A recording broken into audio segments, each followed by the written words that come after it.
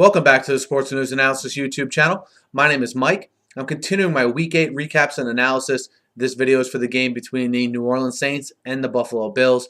A game won by the Saints down in the Superdome, 35-17. The Saints run the record to 6-1, the Bills to 3-5.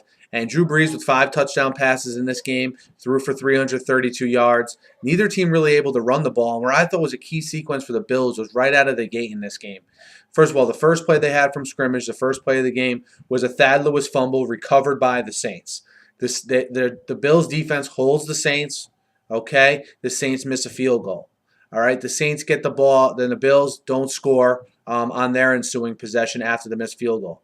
The Bills hold the Saints again to a 3-and-out, get the ball back again, and are still not able to do anything there with that advantage. And I thought that really sort of killed the Bills' momentum early on. There you have 2 golden opportunities where you get a missed field goal, you hold the Saints to a 3-and-out, and you're not able to cash in and sort of get that first score on the board to get the ball rolling. And, you know, when you're a team like the Bills on the road against a team like the Saints, capitalizing when the Saints make mistakes or aren't, you know, on par to where they usually are, no matter when that happens, is key. And I thought the Bills didn't take advantage of that. And from there on, you know, the Saints open up a 21-10 lead. And then from there, 28-10 at the end of the 3 quarters. And, you know, it ends up in a little bit of a romp. I thought the Bills, you know, the Bills had Thad Lewis had 2 lost fumbles and an interception. It seems as though, you know, in this game, Thad Lewis was under a lot of pressure. You know, you look at the stats, he was sacked 4 times and so was Drew Brees. But it seemed like Lewis was under a lot of duress more so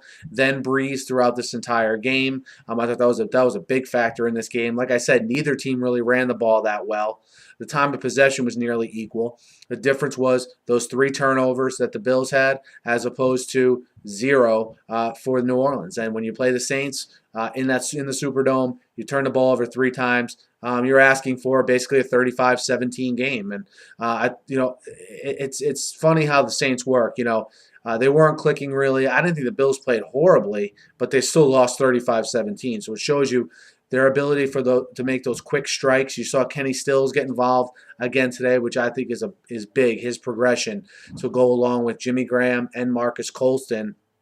I think Kenny Stills' maturation is really key, and it has to be good for Saints fans to see as their defense again has another good game. They're developing, you know, a lot of consistency with that unit, staying opportunistic. The Bills, you know, they're a team that's going to bring it every single game. I look for them to put a very good effort forward versus the Chiefs. They have the Chiefs at home next week. That's a game to watch out for in my mind because I really like what this Bills front can do, and I really like, you know, again, them at home with that crowd behind them and how hard they play for Doug Marrone. But, guys, let me know what you thought of this game, a resounding win for the Saints. Hit me up in the YouTube comments. Hit me up on Twitter at SNewsAnalysis. Be sure to subscribe to my channel. I preview and recap every game every week, and I'm always talking the news of the day in the NFL. So be sure to subscribe. Thanks for listening, and have a great night.